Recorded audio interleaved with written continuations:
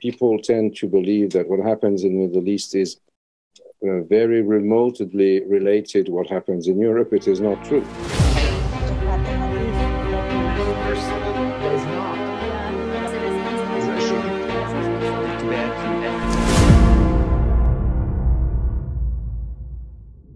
Dear friends, welcome to another edition of Forum 2000 Online Chat. My name is Arzu, and joining me today is a French political scientist, Professor Gilles Kepel, one of Europe's leading scholars of Islam, the Middle East, and North Africa. He is the author of many widely acclaimed books. His latest English translated book is Away from Chaos, the Middle East and the Challenge to the West. It was reviewed by the New York Times as an excellent primer for anyone wanting to get up to speed in the region. So, Professor Kepel, it's a pleasure to welcome you on this chat. Welcome once again. Thank you. Dobry den. Professor Kepel, while I very much hope and wish we had time to talk about the entire Middle East and your take on the situation there today, I've been actually tasked with focusing our conversation on Afghanistan specifically.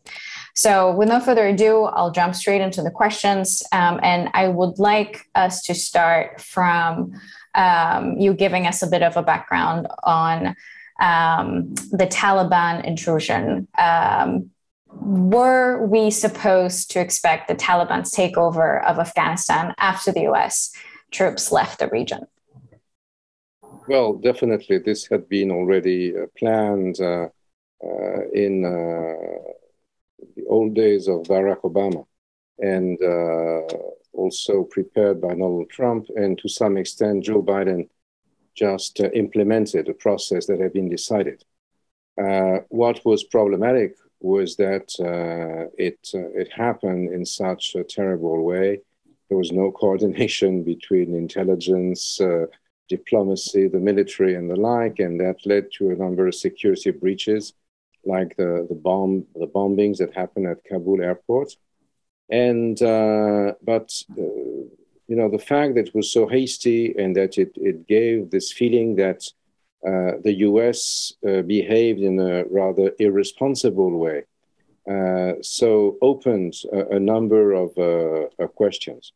The first one was, this is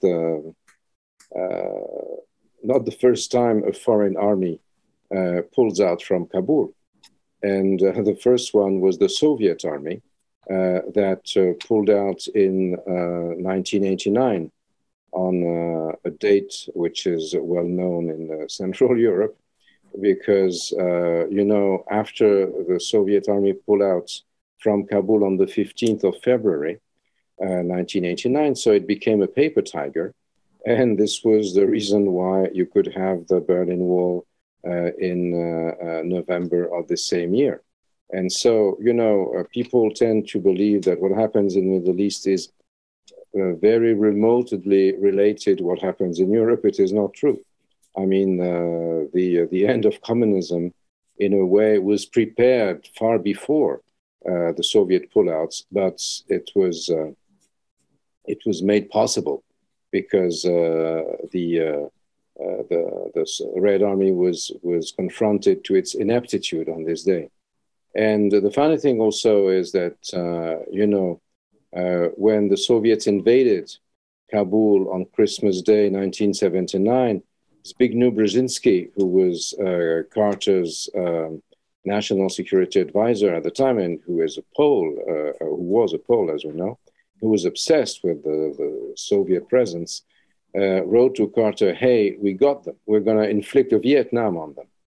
And now, when the amazing thing is that, or the strange thing is that, this year, 2021, the images of the American pullout not only bring back images of the Soviet pullout, but also of the American pullout from Saigon on the 30th of April, 1975, i.e. from Vietnam. So, this is interesting because before we sort of focus on the Taliban themselves, the fact that all this political Islam in the region was to some extent precipitated by American help at the time, is also very telling. And this asks a number of questions about American behavior in the region and how they manipulate some groups or some parties or even religious movements for their own interest on the long run, and how, to some extent, it backfires. So my second question is about the Taliban. Who are the Taliban today? What are the differences between the organization today and the 25 years ago? Many people, maybe out of wishful thinking, said that, they had changed. Hey, they were the Taliban of the internet years, so nothing to do with the old Taliban, their fathers, who broke TV sets publicly when they ruled Afghanistan for the first time between 1996 and 2001, until the 9/11 attacks. Well, this is, on the surface, it is true, because those young Taliban manipulate the social networks, like ISIS manipulated social networks, if you wish, but they did not make it less radical. They say also that the Taliban are an Islamist movement which is focused mainly on domestic issues. And it is to a large extent true that it is a staunchly nationalist movement, and Afghanistan, from time immemorial, has been, as they say, the graveyard of empires. This was the place where the British Empire confronted the Tsarist Empire. And when you go there, you see graves and everything of British and Russian soldiers of the old days, and then of Soviet and American soldiers. But in spite of this staunch nationalism, the Taliban, nevertheless, have been exposed to international jihadist movements. And when we looked at, the chat rooms and whatever you could see on Telegram or another messenger and what have you, putting forward messages from the jihadist movements worldwide, they rejoiced, of course, in the Taliban takeover of Kabul, not only because they were down after ISIS failure, because they thought, they had been vanquished. Now they see new rays of hope with the Taliban, and they wish that in the near future they could relocate some activities and benefit from Taliban hospitality, just like bin Laden benefited from Mullah Omar's hospitality in the late 1990s and early 2000s. So this is not sure, because there again, the world has changed. At the time, China did not exist. And now China has already made a deal with the Taliban, as they made a deal with Iran, because they would like the Taliban not to give a helping hand to the Uyghurs, which are persecuted, the Muslim minority in China, which is persecuted by the Peking regime. And therefore, those Taliban are more sort of prone to enter into sort of discussions, negotiations with the rest of the world. That's on the surface, but underneath, there's a big question mark which is open. I mean, it is clearly not going to be a place for stability. Not to mention the fact that in terms of human rights, women's rights, and the like, many people have fled the country. Women are, some of them have courageously demonstrated. They were put down by the Taliban militias and police, and now it is becoming increasingly compulsory to go fully veiled in burqa as it was before. So as if 20 years of American presence suddenly were erased back to square one.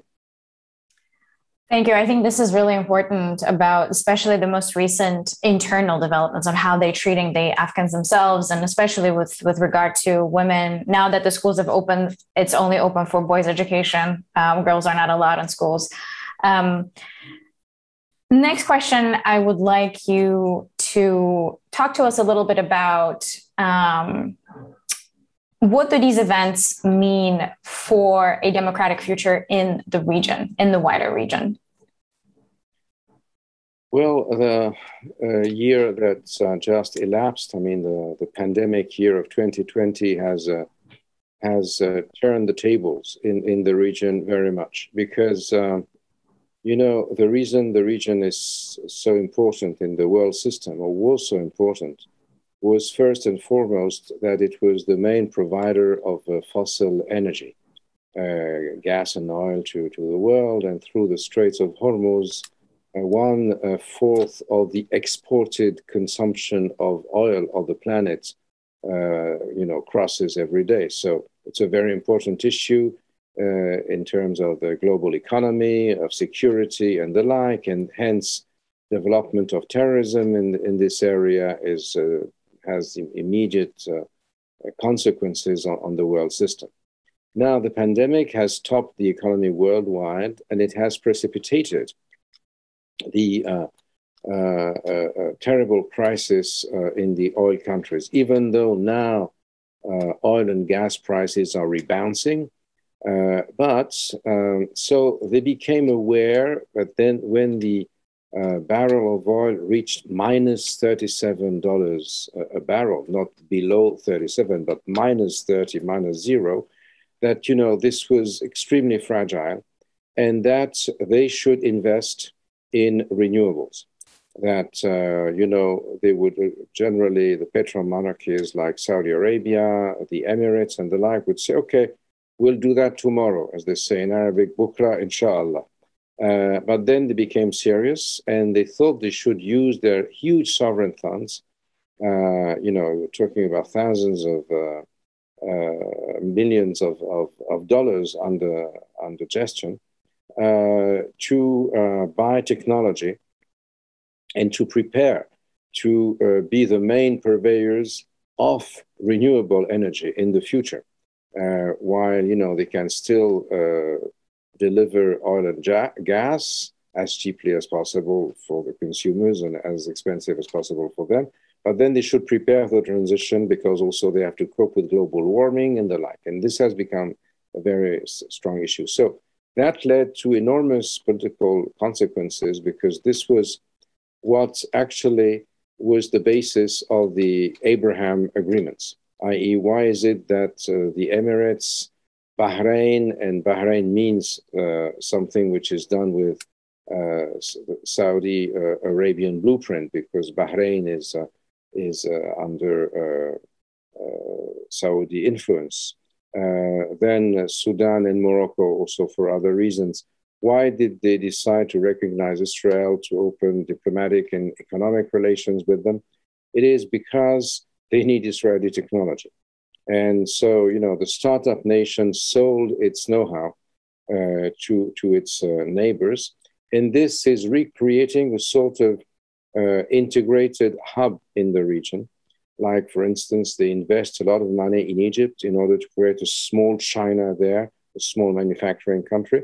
So the region is taking a new shape. And this is also raising a number of expectations. Like, for instance, this Abraham or Abrahamian agreements or accords has created a coalition which is opposed to another one which was backing the Muslim brothers wherever they were, i.e. political Islam. Turkey, Qatar, and Iran. A strange sort of coalition between countries that were Sunnis and other Shia. But this was not the main issue. The main issue was that they had to work together in a sort of an anti-American and anti-Israeli basis. And also to try to get a hegemony on the political expression of Islam worldwide. For instance, in 2020, Erdogan decided to re-Islamize Hagia Sophia.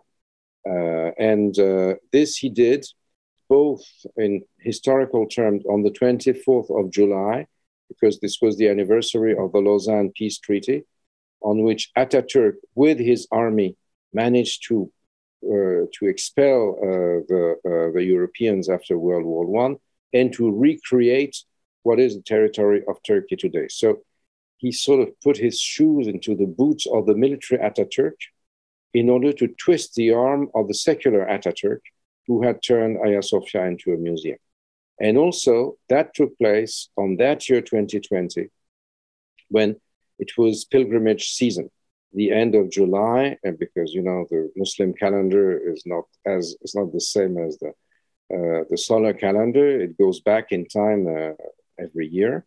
So 2020, end of July, was pilgrimage or Hajj season. Usually you have pictures with 2.5, 3 million Muslims gathering in Mecca under the auspices of Saudi Arabia. Gives an image of immense strength of Islam. None of that because of the pandemics. There were only a few thousand people who symbolically made the pilgrimage. Where it happened was around Hagia Sophia in Istanbul, with people holding spades, holding sabers and saying Islam is the greatest, etc.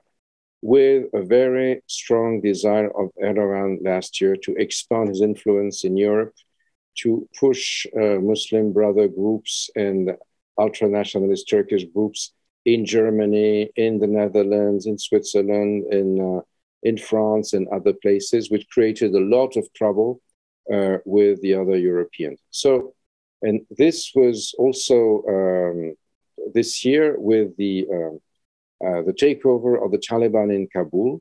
This was underlined because in Turkey, where many of the European Islamist groups who fled Europe took shelter, so they rejoiced, and Erdogan himself tried to play an important role as a sort of godfather of the Taliban, which they did not accept because they don't want his tutelage. So this, reshuffles the global deck of cards in the Middle East and makes it a big issue for Europe, because with American pullout from Kabul, American disinterest in the Middle East and in Europe, and American refocusing on the Southern Pacific, this is also creating a major challenge for Europe in terms of how to deal with migrations, how to deal with the southern and eastern borders, something which was, sort of farmed out to a large extent to America until recently. And we are now really facing our new responsibilities to some extent. Yeah, thank you for that. I mean, I live in Istanbul and cover some of the developments here. So I do remember that Hagia Sophia stand, and it was clearly very symbolic, especially on his front. This is going to be my last question. And I kind of want to take us back to the decision of the US to withdraw from Afghanistan. I mean, was this a necessary step? Was this an act of, some say it was an act of cowardness. I mean, it's 20 years, it's 20 years spent in a country. Was it worth it, especially with an exit that it was carried under? Well, in retrospect, I mean, the way you ask your question, there's no answer but no. So I don't have much of a choice. Let me play the American devil's advocate, which for a Frenchman of Czech origin is complicated, but let's try. The American taxpayer was sick and tired of those endless wars. And particularly in such states like the famous swing states of Ohio, Pennsylvania, and the like, which were traditionally blue-collar states. People voted for the Democrats. Now there are no factories anymore because they have been relocated in China. So the children of the former blue-collar unionized workers had nothing to do but go and work in the security groups like whatever their name is that went to fight private wars in Afghanistan, in Iraq, in Iran. Many of them came back home dead or injured for life. And then those people would, the families of those people would vote against the war at any cost. And this is why Trump was elected, because Mrs. Clinton was much more of a warmonger, was perceived as such at the time. So Biden was also chosen by the Democrat Party in order to recapture those states, which he did. So he had to deliver on the promise to a large extent. And I believe that, American policy is what it is, and our politics are what they are. And so everybody thinks about the midterm elections next year. And, the White House believes that no one is going even to remember that stand from which they pulled out next year. So I guess that, you have to think in terms of American domestic policy. Also, they are now obsessed with China, and hence they decided that they had to pull their resources out of the Middle East and increasingly out of Europe and the Atlantic, because the big challenge is China, precisely. There is no Soviet Union anymore. Even though there are problems with Russia, they are not of the same magnitude as the problems they have now with China, and this is a thing which is far more complex than with the Soviet Union. There was no the Soviet Union did not possess the investments in the American economy at the time, and so is corporate America in tune with Biden's policy towards China? It's a big question mark. So they are refocusing all that, and this is a big issue because the Middle East going to be able to be stable without American presence or not? And what are going to be the consequences on our relations, us Europeans, with our southern and eastern borders? And this is, this is one of the big issues for us, I believe. And as we are going to have the French presidency of the EU starting January 1st, followed by the Czech presidency starting July 1, clearly this is going to be one of the big challenges that we'll have to face.